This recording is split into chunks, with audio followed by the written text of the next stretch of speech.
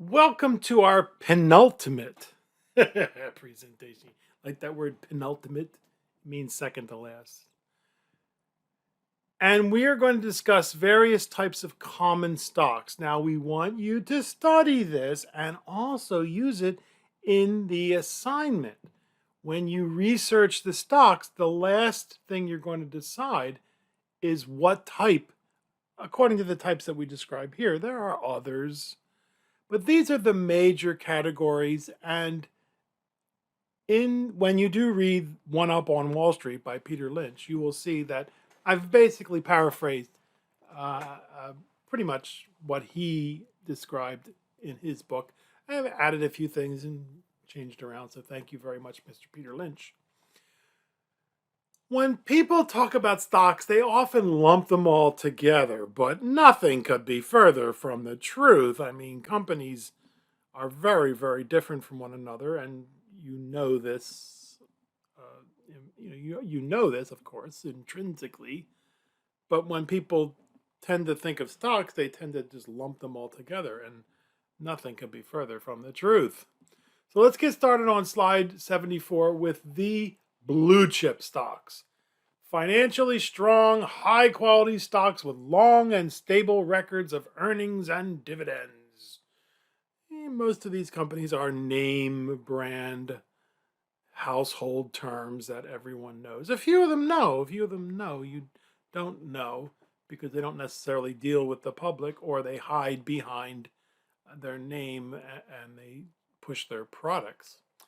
But they're often referred to as value stocks. Be careful. We'll discuss what individuals often mean when they say value.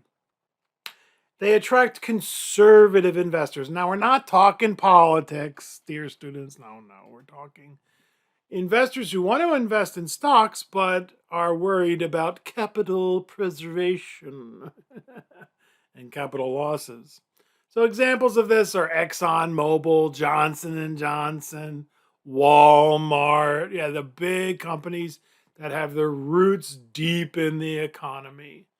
And when the economy suffers, recession, whatever, they're not going anywhere. They're going to suffer. Their stocks are going to go down, but they're not going to disappear and dissolve into a pool of tears. Associated with, but not always the same as blue chip stocks. Oh, by the way, where did the term blue chip come from? It comes from gambling, believe it or not. Over 100 years ago, only gentlemen bought stocks, and stocks were considered gambling, and gentlemen also went to the gambling tables, and the blue chips were the most expensive chips on the poker table or on the roulette table. Yeah, most people don't know that, but you do now. Income stocks are often associated with blue chips, but not always. These are stocks with long and sustained records of paying higher than average dividends. Again, these are often referred to as value stocks, but we'll discuss that in just a bit. These are normally slow growth companies in mature industries, and the poster child for income stocks are utilities. Yes, are utilities exploding on the upside? Unless the area they're in happens to be growing exponentially. No. They're not going anywhere, but they're not exploding on the upside. It's not as if people are going to start taking cold showers in the dark and eating their food raw. And banks. Well, banks for decades were boring, income oriented stocks. And then deregulation came along in the 1980s and 90s, and banks started to get exciting and interesting and hot. And yeah, we all got burnt in the global financial crisis. So banks are becoming boring again, which is a good thing. So, income stocks, companies that pay a higher than average dividends. Now, growth stocks on slide 75 are the stars. They're the companies that are on the cover of Vogue and Gentleman's Quarterly, GQ, and Vanity Unfair. And they've got beautiful teeth and and abs, well-defined pectoral abdomen muscles, and $200 haircuts. These are stocks that experience high rates of growth in operations and earnings. Growth rates of 15 to 20% or higher are typical. And although that doesn't sound like much, but if you're growing at 20%, in 2 years, you're going to be twice your size. No, not 2 years, 3 years. Over 3 years, you're going to be twice your size. They're often associated with high price to earnings ratios. Yeah. Often no dividends at all or a very small token amount. Most of the profits are reinvested back into the company. The stock price should go up, but it's going to be volatile. And for you math fans out there, growth investors often don't look at the rate of growth. That's the first derivative. They look at the rate of growth of the growth. That's the second derivative. And if you don't know what I'm talking about, don't worry about it. But it's something you learn about in a calculus class, the growth of the growth. And as soon as that starts to slow down, bang, they get hammered. The stocks pull back. And that's typical of growth investing. So let us look at some examples. Intel, Dell, Hewlett Packard. Wait a minute. Are Intel, Dell, and Hewlett Packard still growth stocks? Well, not like they were 25 years ago. No, they've become fairly mature. Who are the growth stocks now? Right, the FANGs, we don't hear that term that much anymore. But the farce books and the titters, fleece books and the bitter twitters and of course Amazon and Google and who else? Stocks you hear about, and remember they're on the cover of GQ and Vogue magazine. Yeah, they're the growth stocks now, and of course Netflix. Who else? Right. And even Microsoft is growing quite a bit. They're not their PC part of the business, but their cloud is growing quite a bit. So even though Microsoft used to be associated with Intel and Dell and HP, they've now forged ahead with their cloud service, and it's doing fairly well, my understanding. I don't like Microsoft, but that's my personal problem. Slide number 76, growth versus value. Okay, now think about this, folks, because this is a very subtle area of conversation when you're talking about stocks. Growth versus value. The investment world loves to throw around the terms growth and value, but the meanings of the terms are not exact. Typically, investors often use growth to designate a high PE stock, while they use value to denote a low PE stock. But that's not what many people think of. Certainly it's not what I think of when I think of value. When I think of value, I'm looking for something attractive, something interesting, something that makes me think I can get, a good a stock, a good company paying good dividends, growing those dividends, or maybe there's a great opportunity for capital appreciation. You see, a high PE stock might be a great value. It just happens to have a high PE because other people think the same thing, and they may be right. And a low PE stock might not be a good value. Here's a wonderful example. In January of 2005, Google was selling for around $200 with a sky-high PE. I think it was 70 something. And it had gone public back in August of 2004 and at $85 and doubled within, 6 months or so. The old GM was selling for $34 with a very low PE but a huge dividend. So people using the typical growth versus value designators would say, well, Google was the growth stock and GM was the value stock. But no. Today, Google sells for over 5,000 split adjusted with a much lower PE. And the old GM stock, which was originally named Liquidation Motors, but then they cried and they didn't want to call them that, so they called it Motors Liquidation, Last sold for 4 cents in March of 2011 and is now worthless. You see, it's a different company now. So which one was the better value? You see? Be careful when you hear people talk about growth versus value, because you'll see mutual funds labeled as value mutual funds. And maybe they do follow the value, where they look for low PEs and companies that are out of favor for whatever reasons. But sometimes those companies that are out of favor for whatever reasons are out of favor for very good reasons. And sometimes not. Remember we talked about, oh no, we haven't gotten there. We'll talk about turnarounds in just a bit. So be careful of that growth versus value debate. When people say growth or value, I say yes. Huh? Yeah, I want both. I want growth and value. And I want income too. So I want all of it. But that's why it's not, as Mr. Buffett says, investing is simple, but it ain't easy. Finding those nuggets, companies that are growing well and a good value and growing their dividends, you got something when you can do that. Slide 77, speculative stocks. These are companies with a very high degree of risk.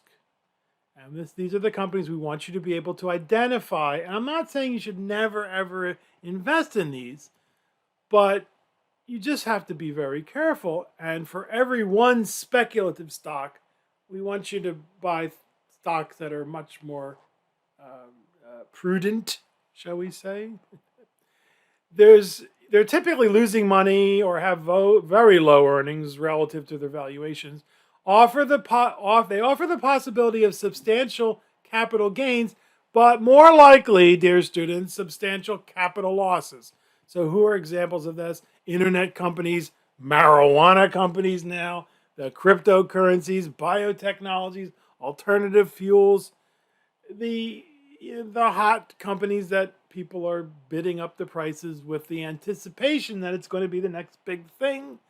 And they might be right, but more often than not, they're not. So anybody want to buy some Robinhood stocks? That's one of the recent hot stocks that are out there. Well, before you do, take a look at the history of GoPro. Right, there was a company that was on the hot list and everybody was buying it and the price skyrocketed. And one of my students kept asking me about it and I kept saying, well, if it's such a hot commodity, and it was, I guess, for a short period of time, what does GoPro make? They make these cameras that you put on your helmet, or you can take them underwater, and they're for sports. I think they're called Heroes, right? And they said, well, if they're so hot commodity, how come Canon and Nike and not Nike, Nikon, how come the camera makers aren't getting in on the act? How come Apple, which is now also a camera company, isn't getting in on the act? And sure enough, it turns out that there was actually a fairly small market for these things. And go broke.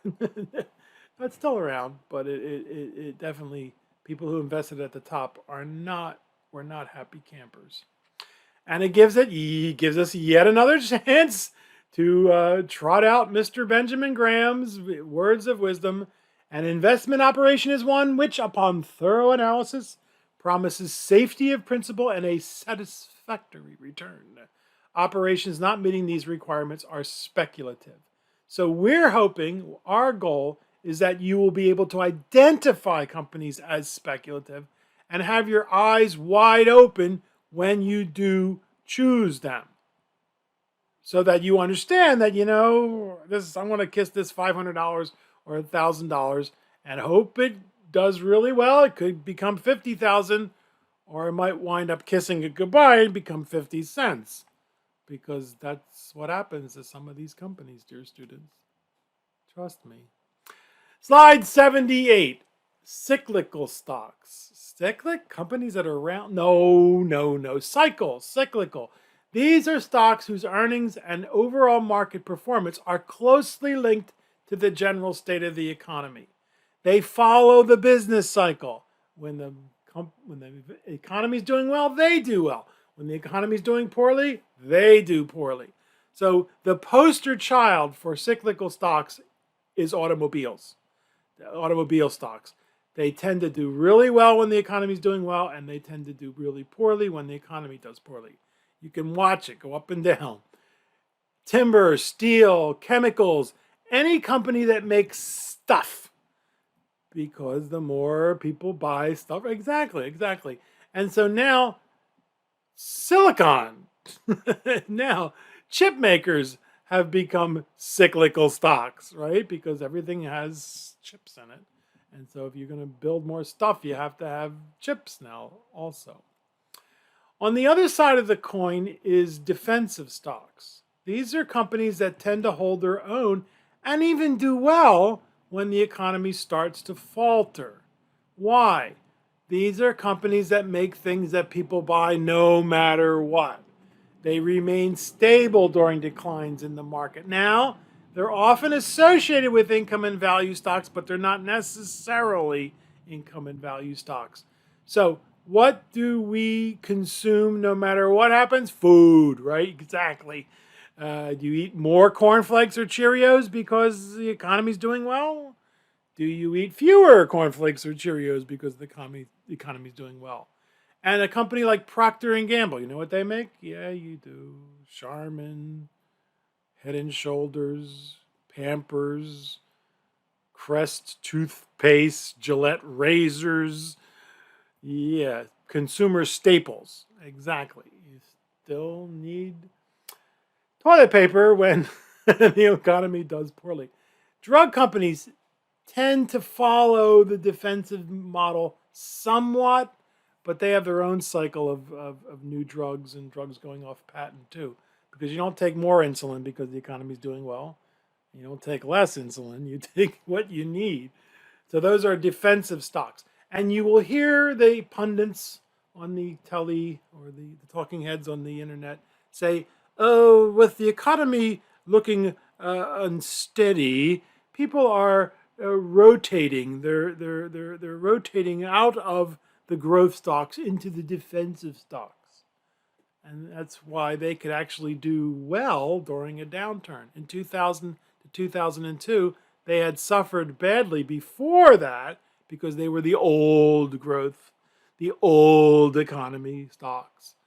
And then when people realized, hey, these companies are actually making money as opposed to the internet companies, which aren't making a dime and losing money and probably never will make a dime. And they actually went up during the 2000 to 2002 bear market. The next category we made a quick mention to that is the turnaround stock. These are companies that have fallen on hard times, and what you have to ask yourself as an investor is there a potential for a rebound? Now, I usually refer to these as goners because typically they don't come back. You'll hear people say it has to come back. No, it doesn't.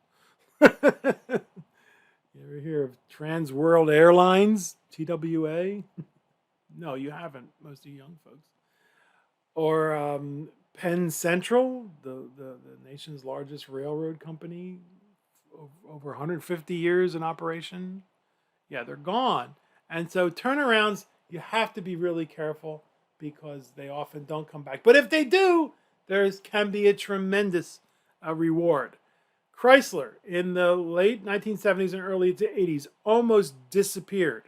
A gentleman by the name of Lee Iacocca, who wrote an autobiography, which is actually not bad reading for those of you who are into business adventures and the like. He was the guy who actually is responsible for creating the Ford Mustang, by the way. So he's earned his seat at the pantheon of car makers. But he took on the job of turning Chrysler around. And they did. The stock had fallen from 40, 50 or something like that down to $3 when he took over. And within a few years, it was evident that they were not going to go into bankruptcy and disappear. And the stock was back up in the 40s. So you see, yeah, the potential is there. Who are the turnaround stocks now? AMC after COVID, GameStop. Poor GameStop they're being used by they call them meme stocks. I guess that's how you say it. But GameStop had been losing market share to companies downloading their games for years, and they were, we're seeing how they could turn themselves around. And what they started to do is they started to have local area network parties. They had, kind of like Chuck E. Cheese for teenagers and young adults. So you would have a party, and you'd be all on. Everybody would have their own computer, and they'd be playing video games with one another. And it was actually, starting to generate some revenue. And then COVID hit. Oh, gee, they can't buy a break. And then, of course, we all know what happened in early 2021 when GameStop and AMC became these stocks that millions of people together decided they were going to pump the price up, and then people started dumping it, and then the brokerage firms couldn't handle the action transactions, and so Robinhood got a black eye because of that. But the question is, will GameStop, will AMC be able to turn around and come back from near-death experiences? This meme trading is all well and good, but of course Mr. Benjamin Graham knew this decades ago. He famously said, in the short term, the stock market is a voting machine. But in the long term, it is a weighing machine. Eventually, we have to ask ourselves, is there any value there?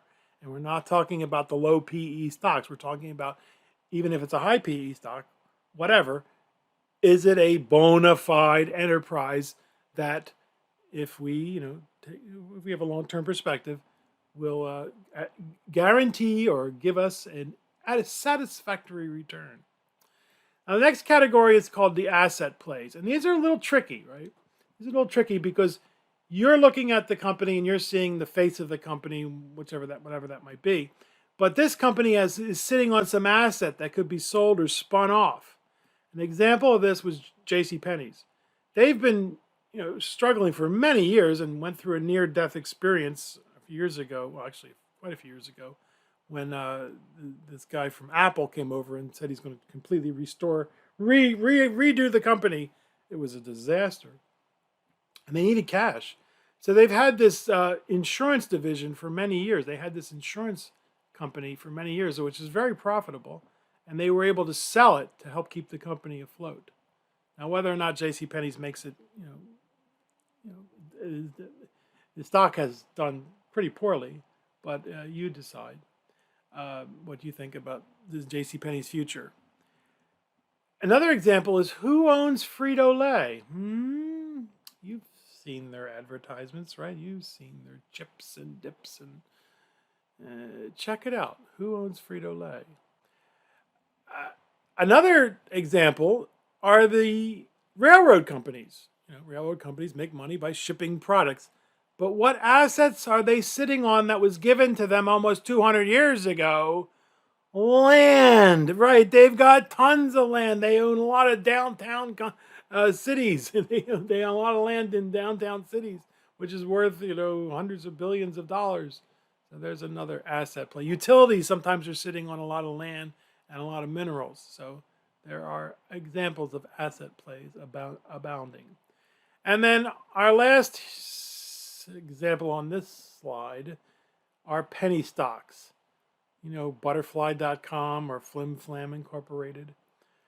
In the face-to-face, we would bounce over to the Infernal Net and take a look at some examples. But they're on the website, and they're little in Canvas, and there are thousands of these companies, folks. They're not real companies. They're somebody's garage somewhere in Idaho or Iowa, or one of those places that starts with the letter I, or one of those places that starts with the letter M, like Montana or Missouri. They shouldn't even be discussed in polite company. And if you think you can beat these people at their own game, think again. Think again. Because remember the spread? Yeah. Remember the spread? They'll sell it to you for 7 cents. But when you go to sell it back to them, they'll only give you 4 cents or 5 cents for it. But when you buy it at 7 cents, they go, "Ooh, we got a sucker. We have an investor out there."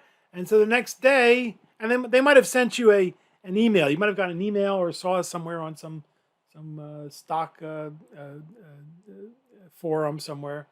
This stock is going to be 25 cents by the end of this week. And so you bought 1,000 shares at 7 cents or 10,000 shares or whatever. And they say, oh, we got a sucker. Here's our mark. And next day they raised the price to 12 cents or 11 cents. And you go, oh my goodness, I almost doubled my money. So you buy more shares because it's going to be 25 cents by the end of the week. And then you tell your buddies who they start buying. And now the syndicate, it's often one person, but usually it's a few people. There's some technological reasons for that. They start raising the price again. Next thing, it's 17 cents, and then it's 20 cents, and you're ready to get out, but you know it's going to go to 25, and the next day you're ready to sell, and now it's 0.001 cent. What happened? You've been had. You've been had by one of the oldest tricks in the book called pump and dump. So don't even try to beat these people at their game, folks, because they're crooks. And it's an old saying, if you don't know who the patsy is at the poker table, you're the patsy. But hey, some people think they can play their game and win, and I strongly suggest you don't do it. But if you don't know who you are, the stock market is a very expensive place to find out. Slide number 80.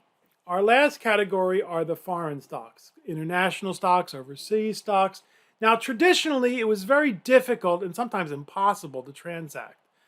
Typically, you would buy a company such as Sony or Unilever, large Toyota, large companies, multinationals, through what are called American Depository Receipts, ADRs.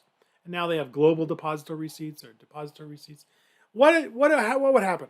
A big Wall Street bank or trust company would go over to Japan and buy a ton of Toyota stock and then bring it back to New York and then reissue it dollar denominated as a depository receipt. So that made it easy for you, right? You didn't have to change your dollars into yen or euros or whatever, and you could buy those stocks. Typically, people would buy international stocks through global and international mutual funds. Remember, global means everybody, including the United States. International means everybody except the United States. But now, most brokerage firms offer international brokerage accounts that allow you to keep an inventory of dollars as well as inventories of other currencies. And they typically give you a pretty good exchange rate. So if you wanted to buy a stock on the South Korean exchange or the South African exchange, you could change your dollars into, I forget what they use in Korea and South Africa. And then you could buy those stocks on those exchanges. Now, we must remember that there's currency issues whenever we buy foreign investments. And it's one of those negatively correlated, fancy term for it's a seesaw. If the dollar gets stronger, this has a negative impact on your U.S. investors, on your investment. Whereas if the dollar is weaker, it has a positive impact. It's like a seesaw. And those of you who have family or visit Mexico often, you know this, right? If the dollar gets stronger, it's easier for you to buy things in Mexico. But if the dollar gets weaker, now all of a sudden those things are more expensive. So if you owned property in Mexico and the dollar got stronger, now if you were to sell that property, you would get fewer dollars for your pesos. So it's a seesaw. And what you have to ask is, will the dollar be stronger or weaker in the coming years? Well, the dollar is very strong, folks, and there's a few reasons we can discuss for why. I don't think it's going to stay this strong forever. People have been predicting the dollar's demise for decades, and so far they've been wrong. But I'm of the opinion that the dollar must go down over the long term because it's just simply out of whack. It's great for us as consumers because we get to buy things super cheaply from overseas, but it can't continue this way, can it? I don't know, Rome had a strong currency for 300 years. But that was a long time ago. So I don't know. I don't know. We'll see what happens. But in general, right now, I believe, and for what it's worth, whether I'm correct or not, that the dollar is really strong, and foreign stocks are actually very inexpensive compared to the United States stocks. So I'm a big fan right now of investing globally, of not only investing in United States companies, but investing in companies outside the United States. But again, I do it through global mutual funds because it's a lot of work to keep track of stuff. It's enough to just learn about stocks based in the States. Finding stocks outside the United States is also it's a little bit more. It's a lot more work. That's why typically global and international mutual funds will have higher annual operating expenses. Why? Because it's just more expensive to do business and do the research outside the States than it is in the United States. Okay, so now those were the categories of stocks, and we want you to study them because they're going to be on your assignment. You're going to have to decide, you're going to go do some research on several stocks, and you can choose stocks of your own. You don't have to use just the ones in the assignment, but we hope you enjoy the assignment. And then you're going to decide what kind of stock is this. Is it a growth stock? Is it a blue chip? Is it a foreign stock? And you got to realize that some companies fit in more than one category, and some companies don't fit in any categories. So let's continue with slide 81. I apologize for jumping the gun, because we're going to do our last calculation for this chapter, and that's market capitalization. We've already made reference to this. This is the actual worth of a company. Everybody looks at this price of a stock, but without knowing how many shares are outstanding, the price of a stock is meaningless, folks. It's not meaningless, but you have to know what the company is worth. You have to know what kind of company it is.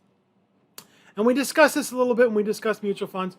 There are three major categories: large cap, mid cap, small cap. So cap stands for capitalization. The calculation is very straightforward. Price of the stock times the number of shares outstanding. But again, we'll learn how to do it, but all you got to do is look it up on the internet. The large cap companies are the companies that are $10 billion and up. Now you're hearing people say, well, no, it really has to be at least 15, 16 billion before we consider it a large cap. That's up to you. Whether you use the 10 billion or 15 billion, you decide. So there is a subcategory, and we hope you learn it, but if you don't, it's not important. I mean, it's not that it's not important, but it's not the end of the world if you don't and remember this. Any company that reaches hundreds of billions of dollars, we're talking the big companies, these are called mega cap stocks. Mega cap, over 100 billion. And maybe it's gone to 200 billion depending on who you talk to. I don't know. Mid cap stocks, we're going to use 2 to 10 billion. And most of these companies you haven't heard of. Some of them you have. But now you're hearing people say 5 to 15 billion. Exactly. So the numbers going up as companies become worth more. So these are the mama bears. By the way, the large cap are the papa bears. The mid cap are the mama bears, and the baby bears are the small cap stocks.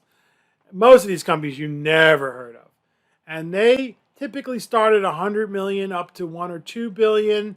And now you're hearing people say, "Oh, you know what? We consider it a small cap if it's $5 or $6 billion." So you decide.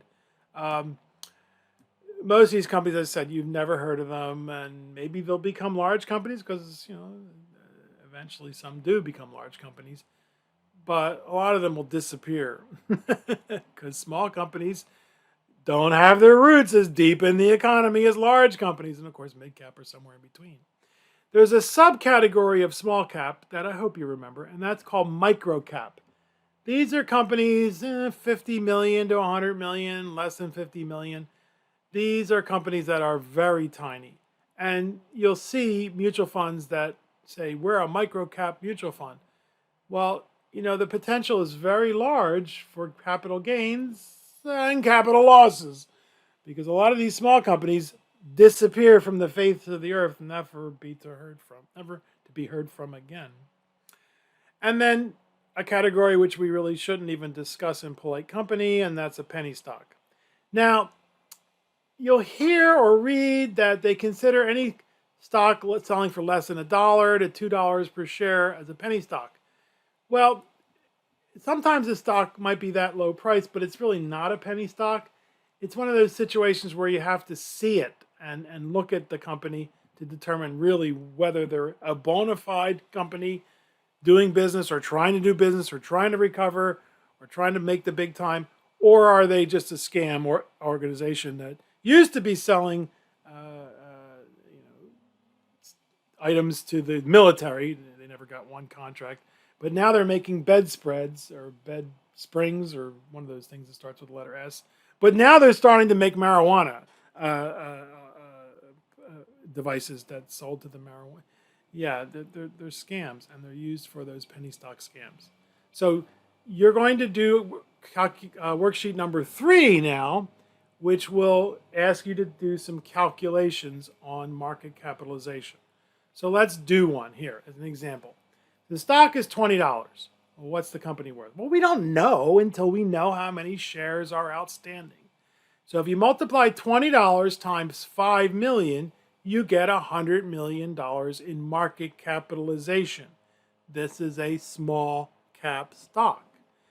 The stock price, for the most part, until you get down to under $1, is irrelevant. You must look at the market cap to see what the value of the company is. Remember Warren Buffett's Berkshire Hathaway?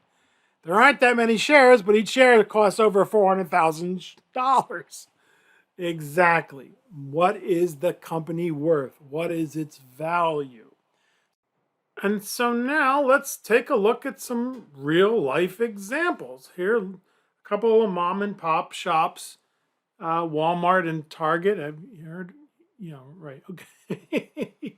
Well, looking at the price as of February 11th, 2022, you see that the price of Walmart is $135 and Target's $211. And you might be tempted to think, wait a minute, is Target bigger than Walmart?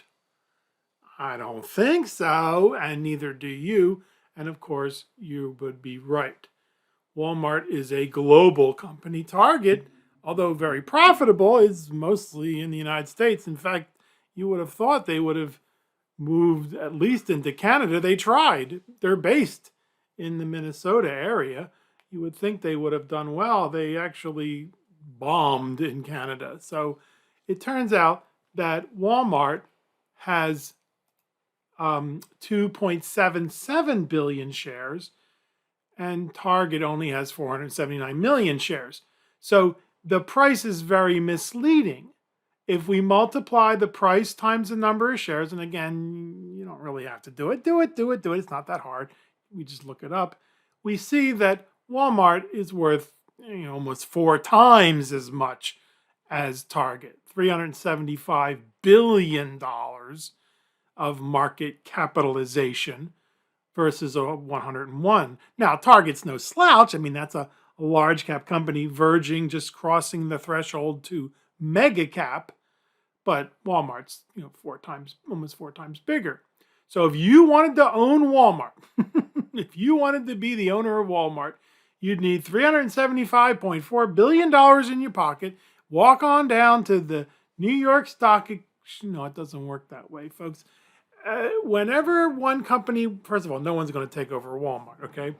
But whenever one company wants to take over another company, or a private investor or a private equity group, sometimes they're called, wants to take over a company, they will go to the exchange and say, we're looking to take this company private, or we're looking to take over this company. And so it's a set process where it's called a tender offer, is tendered to the investment community. And of course, it's very sensitive, this process, because if you had insider information, exactly, if you knew a company was going to take over another company, you could make a lot of money overnight and maybe go to jail. And so what the company has to do, the one that's taking over the other company, is they have to offer 10 or 20% more.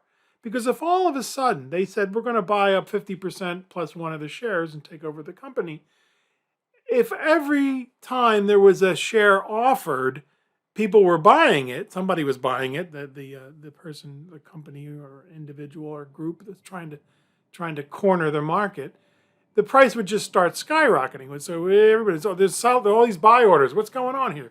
So the process is called a tender offer.